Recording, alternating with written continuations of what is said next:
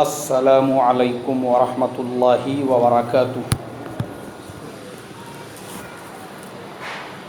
الحمد للہ نحمده ونستعینه ونستغفره ونؤمن به ونتوکل علیہ ونعوذ باللہ من شرور انفسنا ومن سیئات اعمالنا من یهده اللہ فلا مضل له ومن یضللہ فلا ہادی له ونشهد ان لا الہ الا اللہ وحدہ لا شریک له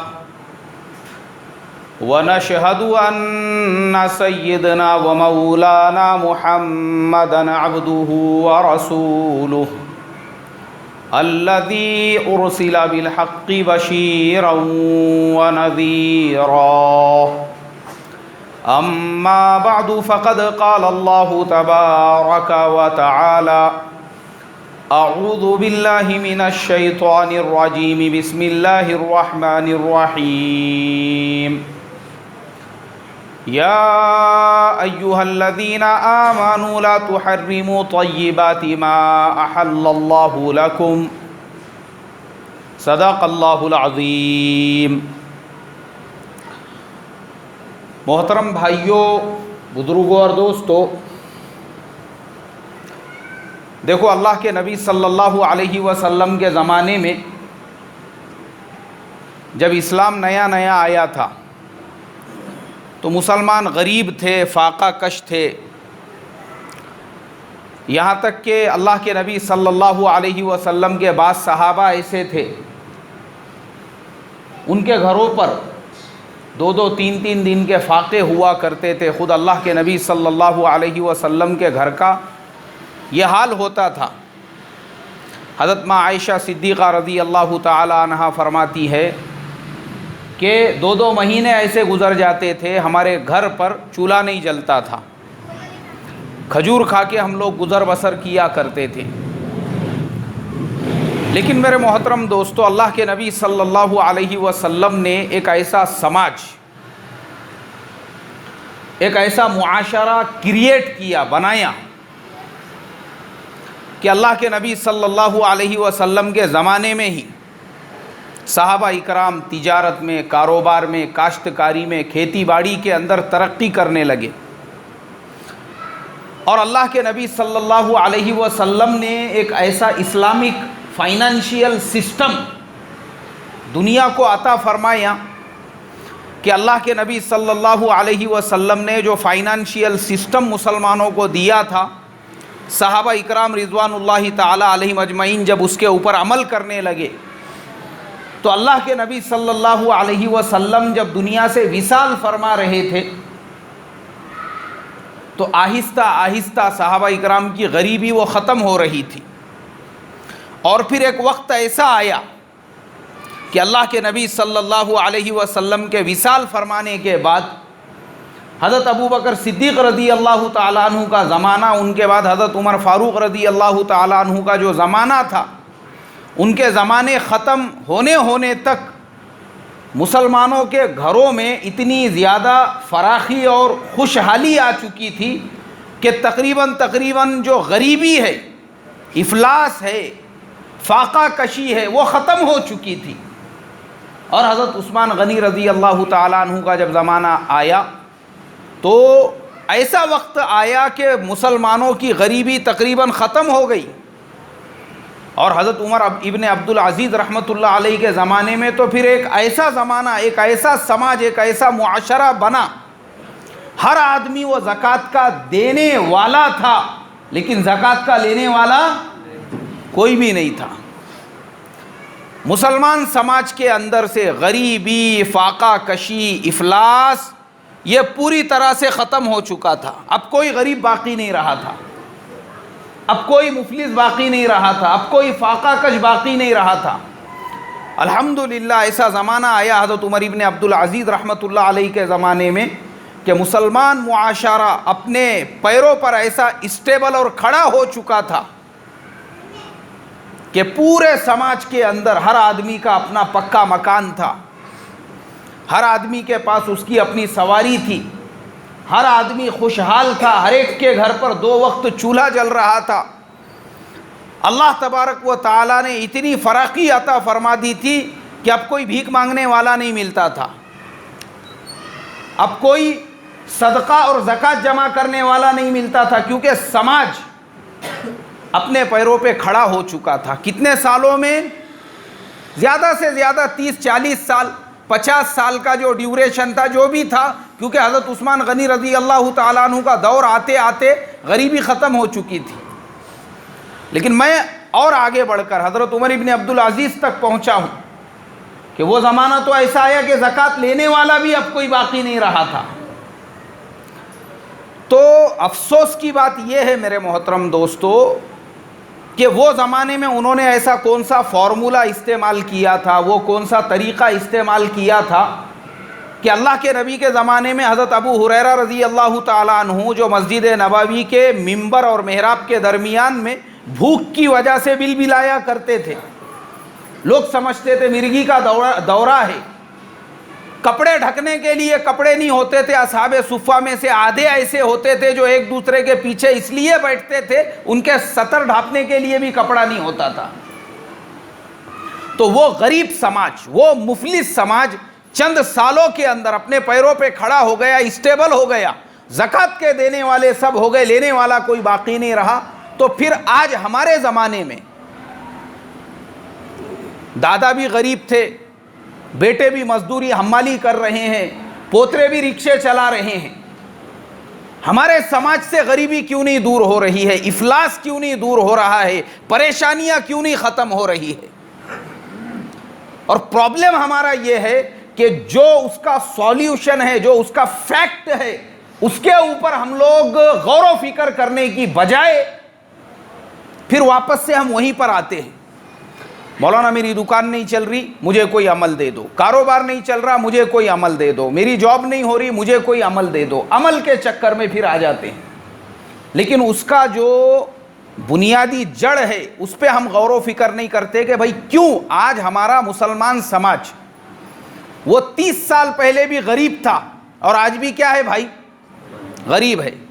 50 سال پہلے بھی فاقہ کش تھا اور آج بھی فاقہ کش ہے۔ تو اس کا ریزن کیا ہے؟ میں بہت سارے لوگوں کو دیکھتا ہوں، آج سے 30 سال پہلے بھی وہ رکشہ چلاتے تھے اور آج بھی کیا چلا رہے ہیں بھائی؟ رکشہ ہی چلا رہے ہیں۔ انہوں نے اپنے اندر پریورتن نہیں لائے، چینجز نہیں لائے کہ تم آج سے 50 سال پہلے اگر رکشہ چلا رہے تھے تو تم نے کم سے کم ٹاٹا 407 تک آنا چاہیے تھا، اس کے بعد ٹرک تک آنا چاہیے تھا، اور 40-50 سال کے بعد آج تمہارے 5-6 مال گاڑیاں رہنا چاہیے تھا ادھر سے ادھر ٹریولنگ کرتے ہوئے۔ تو مال گاڑیاں تو دور کی بات ہے، آج بھی آپ کائے پہ بیٹھے ہوئے ہیں؟ رکشے پہ بیٹھے ہوئے ہیں۔ مطلب آپ نے اپنے آپ کو چینج کیوں نہیں کیا کہ اللہ کے نبی کے زمانے کا جو معاشرہ تھا چند سالوں میں وہ زکوٰۃ دینے والے ہو گئے، لینے والے کوئی نہیں رہا۔ پھر آپ کے ساتھ ایسا کیوں ہوا کہ آپ کے ابا جان بھی مزدوری کرتے تھے، دادا بھی مزدوری کرتے تھے، اور پوترے بھی کیا کر رہے ہیں؟ چینج کرنے کو تیار نہیں اپنے آپ کو۔ 30-30 40-40 سال ہو گئے رکشے چلاتے ہوئے، 30-30 40-40 سال ہو گئے مزدوری حمالی کرتے ہوئے، بچے بھی وہی کام کر رہے ہیں۔ تو چینجز کیوں نہیں آ رہا ہے ہمارے معاشرے کے اندر، ہمارے سماج کے اندر؟ اس کی جو بنیادی وجہ ہے میرے محترم دوستو، جو بنیادی جڑ ہے اس کی، ہمارا اپنے کاروبار، اپنی تجارت، اپنی ملازمت میں سے اللہ کے حکم اور اس کے نبی پاک صلی اللہ علیہ وسلم کے طریقے کو چھوڑنا ہے۔ اگر ہماری تجارت میں، ہماری ملازمت میں، ہمارا رکشہ چلانے میں اللہ کا حکم اور اس کے نبی پاک صلی اللہ علیہ وسلم کا طریقہ ہوتا تھا تو پھر ہماری وہ نوبت نہیں آتی تھی جو آج آئی، ہمارے اندر بھی ویسی ترقی ہوتی تھی جیسے صحابہ اکرام کے زمانے میں ہوئی تھی۔ ہم اللہ کا حکم، اس کے نبی کا طریقہ لانے کو تیار نہیں۔ اور میں آپ کو بتاتا ہوں مثال دے کر، اللہ کا حکم کیا ہے، اس کے نبی کا طریقہ کیا ہے؟ اللہ کا حکم ہے کہ اگر تم دکاندار ہے تو ناپ تول میں کمی مت کرو. ناپ تول میں کیا نہیں کریں گے؟ کمی مت کرو. یہ اللہ کا حکم ہے. ایمانداری سے کاروبار کرو، تجارت کرو، لوگوں کو دھوکہ مت دو. اور اگر مال میں کوئی نقص اور کوئی عیب ہے تو وہ لوگوں کو بتا کے کیا کرو؟ بیچو. میں ایک دکان پہ آم لینے کے لیے گیا. کتنے کے ہے؟ 100 روپے کے 3 کلو ہے بولے. میں بولا اچھا ہے 100 کے 3 کلو دے دو. اب گھر پہ لے کر گیا میں. اندھیرے کا وقت یہاں سے عشاء پڑھا کے جب جاتا ہوں تو گھر پہ جا کے چیک کرے وہ 3 کلو میں سے 1 کلو پوری طرح سے سڑے ہوئے تھے. تو یہ دھوکہ ہے. یہ اسی لیے میں دیکھتا ہوں 50 سال پہلے بھی گاڑے پہ بیچ رہے تھے اور آج بھی گاڑے پہ کیا کر رہے ہیں؟ ہاں، گاڑے پہ سے آپ مونڈے میں نہیں گئے، گاڑے پہ سے آپ مارکیٹ میں نہیں گئے، گاڑے پہ سے آپ ٹرک کے دھندے پہ ابھی تک اس لیے نہیں آئے کیونکہ آپ کے دھندے میں کس کا حکم نہیں ہے؟ اللہ کا حکم نہیں، اس کے نبی کا طریقہ نہیں. پہلے بھی کاٹا مارتے تھے اور آج بھی کیا کر رہے؟ کاٹا مار رہے. پہلے بھی جو مال میں عیب ہے، نقص ہے، وہ بیچتے تھے اور آج بھی کون سا مال بیچ رہے؟ وہی مال بیچ رہے. تو بتاؤ نا مجھے، تجارت میں یہاں سے برکت آئیں گی کیا بھائی؟ حکم نہیں رہا، اللہ کا حکم نہیں رہا، اس کے نبی کا طریقہ نہیں رہا، اس لیے ہمارا یہ حال ہوا. کاٹا مارنا مسلمانوں میں عام ہو چکا ہے. اچھا، کاٹا مارنا کائے میں ہے؟ خالی دکان پہ جو بیٹھتا وہی کاٹا مارتا نہیں. آج بہت ساری چیزیں ایسی ہو چکی ہے جس میں کاٹا مارا جا رہا ہے. کیونکہ آج کا ہمارا جو زمانہ ہے یہ آن لائن کا زمانہ ہے. ہمارا آج کا جو زمانہ ہے یہ انٹرنیٹ کا زمانہ ہے، کمپیوٹر کا زمانہ ہے. اس میں بھی لوگ کاٹے مار رہے ہیں. کیسا کاٹا مار رہے ہیں؟ مثال کے طور پر ایک آدمی ریچارج کی دکان لے کر بیٹھا ہوا ہے.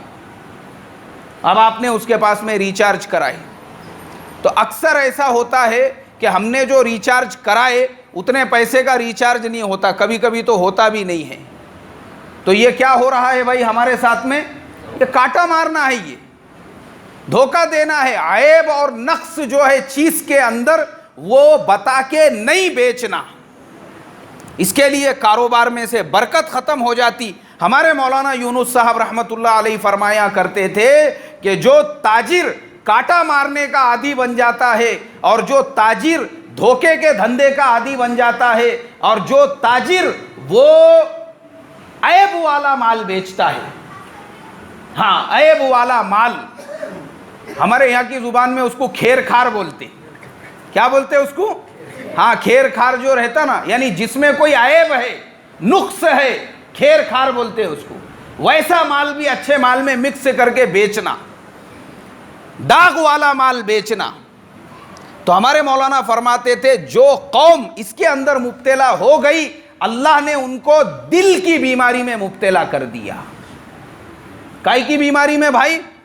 دل کی بیماری میں. آج ہمارے زمانے میں آپ جس کے کھاندے پہ ہاتھ رکھیں گے 4 میں سے آپ کو 1 ایسا ملے گا جو کس کی بیماری کا شکار ہے؟ دل کی بیماری.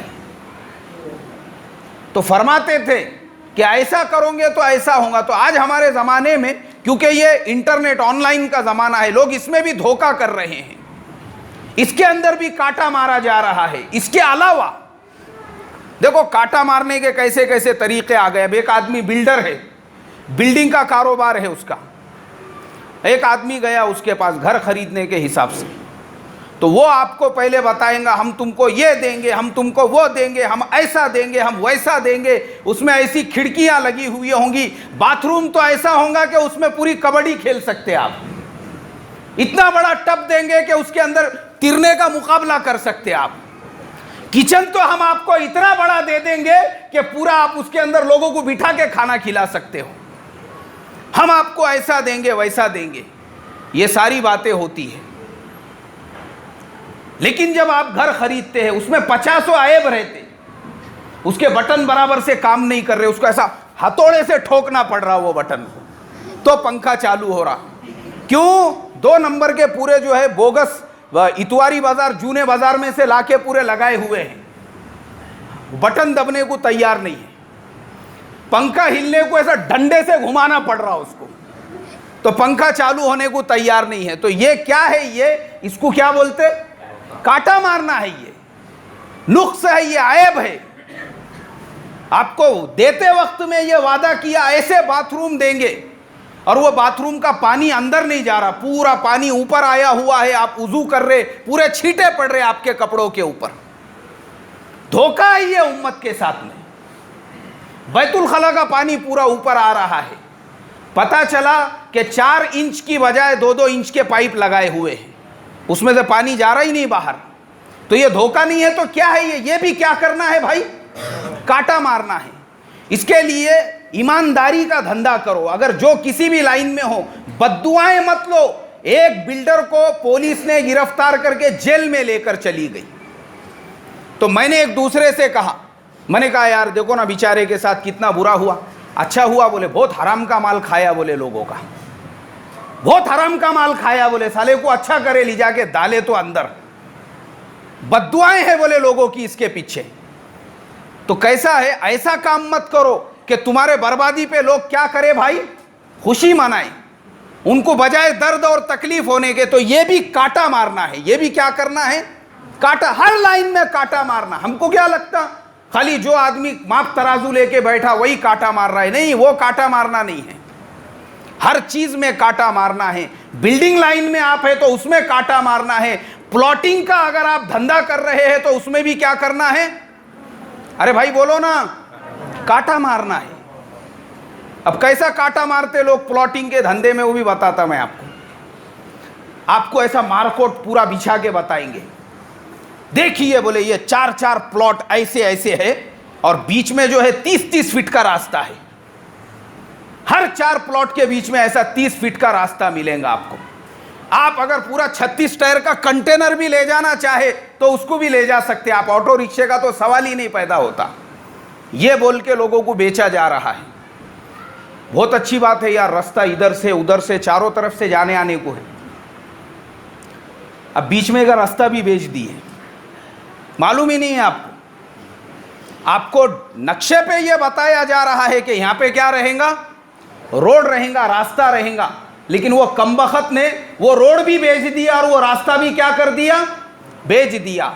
रास्ता ही नहीं है, बीच में से छोड़ा ही नहीं उसने। अब एक आधा आया रोड के ऊपर जो है उसने खुदाई का काम शुरू किया। अब आप गए उसके पास बोलने को, अरे भाई हमने जब प्लॉट लिए थे ना तो हमको बिल्डर साहब ने बताए थे कि यहाँ पे तो रास्ता रहेगा, आप तो खोदने का काम कर रहे। नहीं बोले भाई मैंने ख़रीदा हुआ हूँ, ये मेरे पास ख़रीदी का कागज़ है, ये उसकी 7/12 है, ये सारे पेपर है उसके, मैंने ख़रीदा हूँ। अब उसके बाद आप बिल्डर को फ़ोन लगा रहे, वो आपका फ़ोन नहीं उठाएगा, आपका नंबर ब्लॉक कर दिया उसने। तो ये भी क्या करना है मेरे मोहतरम दोस्तों, काटा मारना है, ये धोखा देना है उम्मत को, ये भी काटा मारना है। ये हर लाइन में आजकल काटा मारना आ चुका है। हमको खाली लगता कि बस काटा काय में मारा जा रहा है, बेचारा गरीब आदमी ₹1-2 की चीज़ बेच रहा है, हमको लगता खाली उसको काटा मारना बोलते। नहीं, उसको काटा मारना नहीं बोलते, हर चीज़ में काटा मारना है। आपकी गाड़ी पंक्चर हो गई, पंक्चर नहीं हुई, वो खाली हवा गई, और आप पंक्चर बनाने वाले के पास गए इसमें हवा भरने को, पंक्चर है बोले टायर इसका। अरे नहीं भाई पंक्चर नहीं होगा, हवा गई हुई है उसमें की। अरे पंक्चर है बोले हजरत चेक करके बताऊं। अब आप बैठे हुए हैं, आपने निकाले गाय छाप जर्दे की पुड़ी, हाथ में लेके आप रगड़ते इधर उधर देखते बैठे हुए हैं, जब तक उसने टायर निकाला और पता नहीं उसको क्या काड़ी करा, टायर बस्ट हो गया। बोले आपका जो ये है ना ट्यूब है पूरी तरह से बस्ट हो गया, ये दूसरा ट्यूब डालना पड़ता आपको। अरे भाई मैंने अभी 15 दिन पहले नया ट्यूब डाला था, गाड़ी घर के सामने खड़े हुई थी, रात में सुबह में उसमें की पूरी हवा उतर गई, मैं इसके लिए लेकर। चाचा तुमको समझता क्या, हमको समझता। अरे यहाँ टायर के धंधे में पिछले 15 साल से है, हम लोगों के पंक्चर बनाते बैठे। वो गाड़ी असल में रात कुछ पंक्चर हो गई थी, वो चल रही थी, ये तो अच्छा हुआ तुम्हारे साथ में। अब तुमने घर के सामने खड़े करे, उसके बाद में पूरी हवा गई। अभी देखो ये मैं चेक करके बता रहा हूं। तो ये भी क्या है भाई, अरे भाई बोलो ना, کاٹا مارنا ہے، یہ بھی کاٹا مارنا ہے۔ ایسی جو کمائی کھا رہا ہے وہ خود حرام کی کمائی کھا رہا ہے اور اپنے بچوں کو بھی کیا کھلا رہا ہے؟ دھوکہ ہی ہے امت کے ساتھ۔ موبائل میں آپ کے کچھ نقص آ گیا، کوئی نقص نہیں آیا، خالی بند ہو گیا، وہ گئے آپ موبائل ریپیئر کرنے والے کے پاس میں، اس کا مدر بورڈ بدلنا پڑے گا، 7,000 روپے خرچہ ہے۔ بولے ارے بھائی یہ اچھا موبائل ہے، مدر بورڈ خراب ہوئے جیسا کوئی کام کرے ہی نہیں ہم نے۔ نہیں مدر بورڈ گیا بولے اس کا۔ آج میرے محترم دوستو ایسے دھوکے کے دھندے ہمارے پورے مارکیٹ میں عام ہو چکے ہیں، جو میں بتا رہا ہوں کہ ہم کیوں غریب ہیں آج بھی، ہم کیوں مفلس ہیں آج بھی ہمارے گھروں کے اوپر حالات کیوں ہیں، ہم کیوں قرضوں میں ہیں؟ اس لیے کہ ہماری تجارتیں، ہمارا کاروبار، ہمارا لین دین اللہ کے حکم اور اس کے نبی کے طریقے پر نہیں ہے۔ اگر اللہ کے حکم اور اس کے نبی کے طریقے پہ ہوتا تھا تو مجھے بتاؤ ہم حالات کا شکار رہتے تھے کیا بھائی؟ جیسا میں نے مثال دے کر بتایا کہ صحابہ اکرام کے زمانے میں اللہ کے نبی کے بعد صرف 30-40 سال میں وہ صحابہ جن کو 3 دن کے فاقے ہوتے تھے، ایسا کیا ہو گیا کہ پھر سب زکوٰۃ دینے والے ہو گئے اور لینے والا کوئی بھی باقی نہیں رہا؟ ایسا کیا ہو گیا؟ اور ہمارے آج کے سماج میں ایسا کیا ہے کہ دادا بھی حمالی اور مزدوری کرتے تھے، باپ نے بھی حمالی اور مزدوری کرا، اور پوترے بھی اب کیا چلا رہے ہیں؟ رکشے چلا رہے ہیں۔ پوترے بھی حمالی مزدوری کر رہے ہیں، انہوں نے کوئی ترقی نہیں کی۔ ایسا کیوں ہو رہا ہے؟ اس لیے ہو رہا ہے کیونکہ ہمارے کاروبار، ہماری تجارتیں اور ہماری ملازمتوں کی لائن صحیح نہیں ہے، اس میں اللہ کا حکم نہیں، اس میں نبی پاک صلی اللہ علیہ وسلم کا طریقہ نہیں۔ یہ سب ہونے کی وجہ سے مسلمان آج بھی غریب، مسلمان آج بھی مفلس اور مسلمان آج بھی فاقہ کش ہے۔ اللہ کا حکم جو میں نے کہا، قرآن میں اللہ نے فرمایا اوفوا المکیال والمیزان، ناپ تول کے بارے میں، اور اللہ کے نبی صلی اللہ علیہ وسلم نے اب آگے فرمایا کہ نوم الصبحۃ یمنع الرزق، صبح کے وقت کا جو سونا ہے وہ روزی کو تنگ کر دیتا ہے، روزی رزق میں جو سب سے بڑی رکاوٹ ہے۔ اب ہمارا مسلمان بھائی بولتا ہے بھائی میرا کاروبار نہیں چل رہا، وہ 50 سال پہلے بھی غریب تھا، آج بھی غریب اس لیے ہے کیونکہ وہ اپنے آپ کو بدلنے کے لیے تیار نہیں ہے، اپنے آپ کو چینج کرنے کے لیے تیار نہیں ہے۔ 12 بجے ہمارے بھائی کی صبح ہو رہی ہے، 1 بجے دکان کھل رہی ہے، اور جیسی دکان کھلی اس کے ساتھ میں ہی فرینڈ سرکل کے جو دوست احباب ہے وہ آ کے بیٹھ رہے، چائے لا رہے، کافی لا رہے، گرم لا رہے، نرم لا رہے، میٹھا لا رہے، جوس لا رہے، ابھی بھونی بھی نہیں ہوئی اس سے پہلے ہی خرچے شروع ہو گئے۔ مجھے بتاؤ نا اب کہاں سے برکت آئے گی؟ یہ غیر قوم کے جو لوگ ہیں ہمارے گلیوں میں کرانہ دکانیں ڈال کر جو بیٹھے ہوئے ہیں، یہ غیر قوم کے لوگ، ارے کم سے کم ہم ان سے سبق حاصل کریں کہ وہ حدیث پہ ان کا عمل ہے، ہم مسلمانوں کا عمل، ارے بھائی بولو نا، ہمارا عمل نہیں ہے۔ ہمارے پڑوسی فجر کی نماز کو جب ہم آتے ہوں گے مسجد میں تو میں سمجھتا ہوں جب تک دکان کھل جاتی ہوں گی، فجر کی نماز کو جب ہم آتے ہیں تو کیوں ان کے کاروبار میں برکت ہے، اور یہ چھوٹے ٹپریوں سے شروعات کر کے ہول سیل دکان اور کچھ دنوں میں کارخانہ، کمپنی اور برانڈ تک وہ لوگ جو پہنچ جاتے ہیں، انہوں نے اللہ کے نبی کی حدیث پہ عمل کیا۔ ہم نے اللہ کے نبی کی حدیث پہ عمل کیا کیا بھائی؟ نہیں کیا ہم نے۔ 12 بجے جب ہمارا دن شروع ہوگا، 1 بجے جب ہماری دکان کھلیں گی، اور دکان کھلی نہیں اس سے پہلے دوست احباب کے فون اور ایک دوسرے سے ملنا جب شروع ہو جائیں گا تو پھر کہاں سے ہمارے کاروبار میں برکت آئے گی؟ یہ سب سے بڑی وجہ ہے۔ یہ اکثر آپ دیکھو کہ ہمارا ایمان والا بھائی صبح میں کاروبار شروع کرنے کو تیار نہیں ہے، اور جن لوگوں نے اللہ کے نبی کی اس حدیث کو اختیار کیا، یہ تو اللہ کے نبی کا وعدہ ہے کہ صبح میں سوؤں گے، روزی تو بالکل آپ کی رکنے والی ہے، اور صبح سے ہی کاروبار دھندا شروع کر دوں گے تو روزی میں کیا آنے والی ہے؟ برکت آنے والی ہے۔ ابھی میں ساؤتھ کوریا گیا تھا، پچھلے مہینے وہیں تھا میں، سپٹمبر کے مہینے میں میں نے وہاں پر دیکھا، وہاں پر اب آپ کو سن کے حیرت ہوں گی، صبح میں 4 بجے سے وہاں کے لوگوں کا دن شروع ہو جاتا ہے۔ کتنے بجے سے؟ صبح 4 بجے سے۔ 4 بجے، ابھی سورج نکلنے میں 2 گھنٹے باقی ہے، تو 4 بجے سے وہ لوگوں کا دن شروع ہو جاتا ہے۔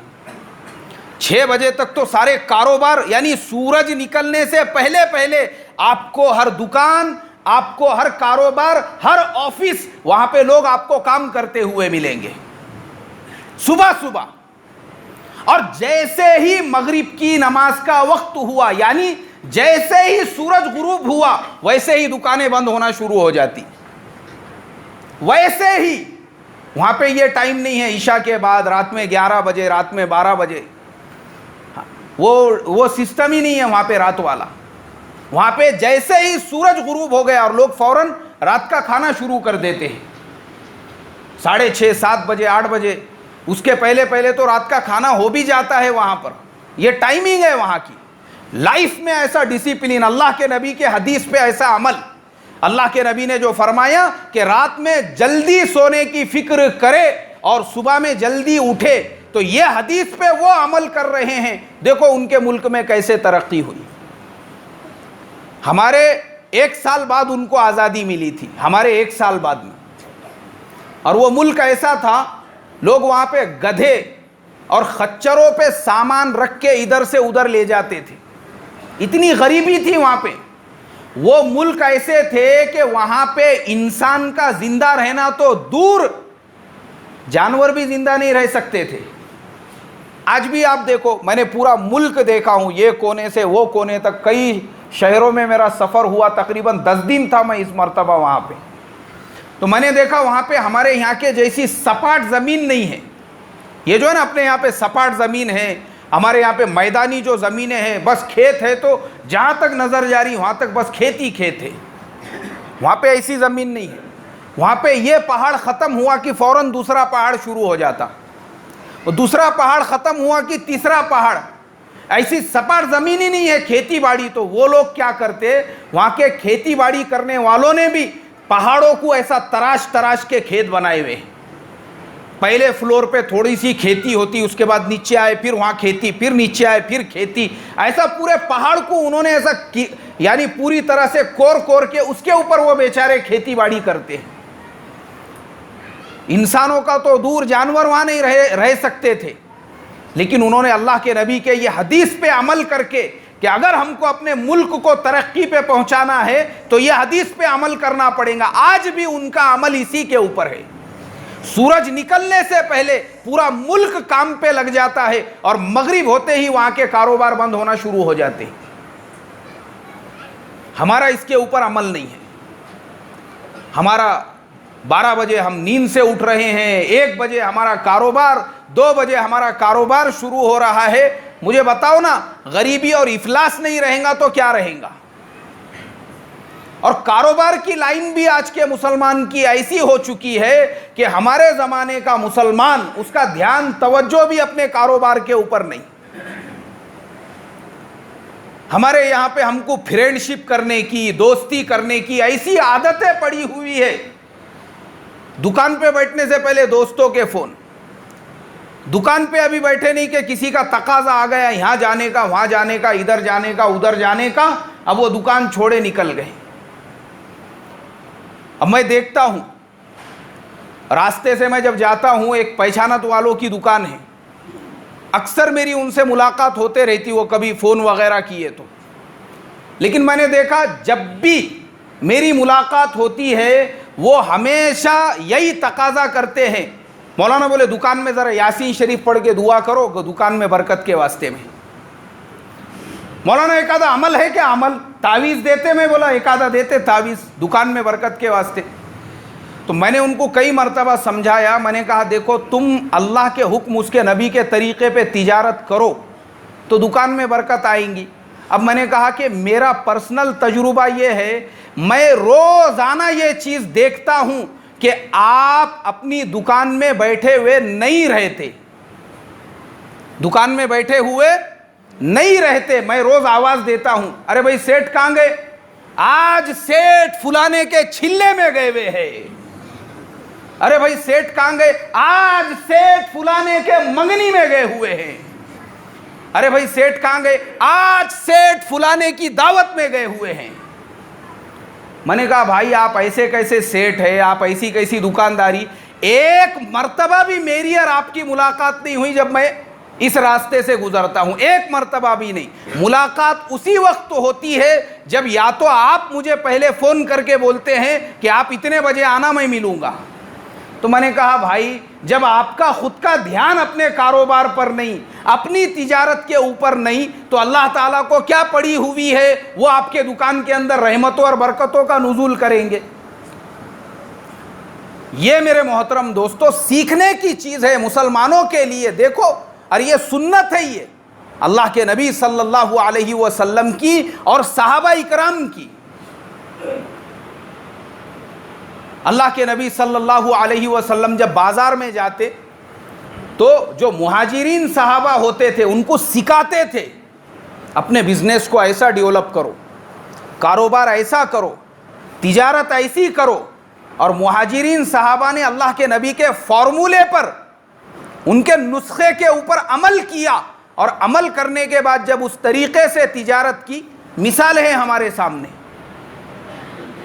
حضرت عبد الرحمن ابن عوف رضی اللہ تعالیٰ عنہ مکے سے جب ہجرت کر کے مدینہ پہنچے تھے تو یہ حال تھا کہ حضرت عبد الرحمن ابن عوف رضی اللہ تعالیٰ عنہ ان کے پاس رہنے کا مکان نہیں تھا. بازار میں پہنچے، ایک صحابی اللہ کے نبی نے جن کا بھائی بنائے تھے، انہوں نے کہا بولے بھائی دیکھو میرے پاس 2 باغ ہے، ایک باغ تم لے لو. 2 گھر ہے، ایک گھر تم لے لو. انہوں نے کہا مجھے تمہارے باغ بھی نہیں چاہیے، مجھے تمہارا گھر بھی نہیں چاہیے، مجھے صرف بازار کا راستہ بتا دو. بازار میں گئے، اللہ کے نبی صلی اللہ علیہ وسلم کے بتائے ہوئے طریقے پر تجارت شروع کی. ایک وقت ایسا آیا کہ وہی حضرت عبد الرحمن ابن عوف رضی اللہ تعالیٰ عنہ کا پہلا اونٹ مدینے میں ہوتا تھا تو آخری اونٹ کہاں ہوتا تھا بھائی؟ ملک شام کے اندر. کہاں پر ہوتا تھا؟ ملک شام کے اندر. اللہ نے یہ برکت دی. یہ سنت ہے صحابہ اکرام کی. اور ہمارے زمانے میں ایک اور نظریہ مسلمانوں کا ایسا بن چکا ہے. ایک نوجوان کے والد صاحب نے مجھ سے کہا مولانا بچے کو سمجھاؤ، بولے اس کا دھیان وغیرہ ہے نہیں کاروبار میں، تجارت میں. تو میں سمجھانے لگا وہ نوجوان کو. میں نے کہا دیکھو بیٹا اللہ تعالیٰ نے قرآن میں فرمایا ہے کہ حلال روزی کی تلاش کرو، محنت کرو، اپنی اولاد کو پالنا، اپنے بیوی بچوں کو پالیں گے، ان کو جو کھلائیں گے اس پہ صدقے کا ثواب ملے گا.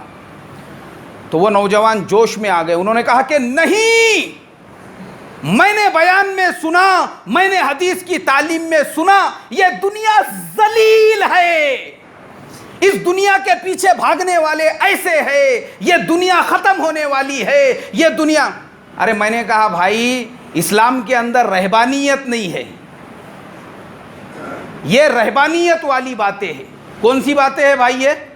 یہ رہبانیت سمجھتا آپ لوگوں کو؟ رہبانیت کا مطلب یہ ہے جیسے غیروں میں ہوتا ہے، وہ کوئی دھندا نہیں کرتے، کاروبار نہیں، شادی نہیں، بیاہ نہیں، کچھ نہیں، سب چھوڑ چھاڑ کے اپنے گھر بار کو چھوڑ دیے، کاروبار، ماں باپ، اب کسی سے کوئی رشتہ نہیں ہے، انہوں نے اپنے آپ کو وقف کر دی اپنے مذہب کے لیے.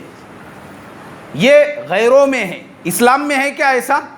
نہیں. اسلام میں آپ کو تجارت کرنے کا بھی حکم ہے، کاروبار کرنے کا بھی حکم ہے، لیکن اس کے لیے شرط ہے. اور وہ شرط یہ ہے کہ آپ کی تجارت اور آپ کا کاروبار کس کے حکم پہ ہونا چاہیے؟ اللہ کے حکم پر اور اس کے نبی کے طریقے پر. یہ جو ہمارے دماغوں میں جو گھسا ہوا ہے یہ دنیا ہے، یہ ذلیل ہے، ایسے ہی جو ہے نا بہت سارے لوگ ملتے رہتے ہیں، ان کے دماغ میں یہ بات بیٹھ گئی ہوئی ہے کہ دنیا کے لیے، ارے کیا ہے یہ دنیا میں پڑا ہوا. یہ غلط بات ہے. یہ اللہ تبارک و تعالیٰ کی ذات کا انکار ہے. یہ کس کا انکار ہے بھائی؟ ہاں اللہ کی ذات کا انکار ہے. یہ اللہ نے ہم کو پیدا ہی اس لیے کیا تاکہ دنیا میں جتنی چیزیں ہیں ہم ان کو اختیار کر کے اللہ کو اپنے بندہ ہونے کا ثبوت دیں. ہم تو بندے ہیں نا بھائی، ہم تو بندے ہیں، ہم سب چیزیں اختیار کریں گے، لیکن کس کے حکم پر؟ اللہ کے حکم، اس کا نبی کا طریقہ. کچھ بھی کرو آپ دنیا میں، منع نہیں ہے اسلام کے اندر. تو یہ ہماری جو مانسکتا ہے، یہ جو ذہنیت ہے بنی ہوئی، ہم کو اس کو بدلنا پڑے گا. ہاں، اس لیے کہ پھر میں اپنی وہی بات آخری میں ایک بار پھر دوہرا دوں گا کہ وہ سماج جو اللہ کے نبی بنا کر گئے تھے، اس سماج کے اندر جب اللہ کے نبی کا زمانہ تھا، فاقہ افلاس 2-3 دن کے فاقے ہوتے تھے، لیکن اللہ کے نبی ایسا فائنانشیل اسلامک سسٹم دے کر گئے کہ حضور کے پردہ فرمانے کے بعد حضرت ابو بکر، حضرت عمر کا زمانہ آتے آتے مسلمان خود کے پیروں پہ ایسے کھڑے ہو چکے تھے کہ حضرت عمر ابن عبدالعزیز کے زمانے تک تو ایک آدمی بھی غریب اور فاقہ کش نہیں رہا. زکوٰۃ کے دینے والے سب ہو گئے اور لینے والا کوئی. یہ اسلام کا سسٹم ہے. اسلام نیچے والے ہاتھ سے منع کرتا ہے. اسلام کون سا ہاتھ بننے کا حکم دیتا ہے؟ اوپر والا ہاتھ. تو میں یہی بات بتا رہا تھا، ان کے زمانے میں جب یہ چینج آیا، جب یہ ریولیوشن آیا، یہ انقلاب آیا، تو ہمارے زمانے میں ایسا کیوں کہ دادا بھی رکشہ چلاتے تھے، بیٹا بھی مزدوری کر رہا ہے، اب پوترے بھی رکشہ چلا رہے ہیں. لائف میں چینجز نہیں آیا. دادا اگر محنت مزدوری کرتے تھے تو بیٹوں نے فائنانشیل کچھ تو بھی بننا چاہیے تھا، پوتروں پہ بھی وہ نوبت نہیں آنی چاہیے تھی. تو جب 3 نسلیں ہماری وہی محنت مزدوری کا کام کر رہی ہے، تو ہمارا بیچ میں جو پرابلم ہے وہ کہاں پہ بن رہا ہے؟ تو اس کے لیے میرے محترم دوستو، اللہ تبارک و تعالیٰ سے دعا کروں گا، اللہ تبارک و تعالیٰ ہم تمام کو کاروبار بھی، تجارت بھی، ملازمت بھی اللہ کے حکم، اس کے نبی کے طریقے پہ کرنے کی توفیق عطا فرمائے، اور مسلمان سماج کے اندر سے غریبی، فاقہ کشی، افلاس، اس کو دور فرمائے. اب جن کی سنت باقی ہے وہ پڑھ لے بھائی.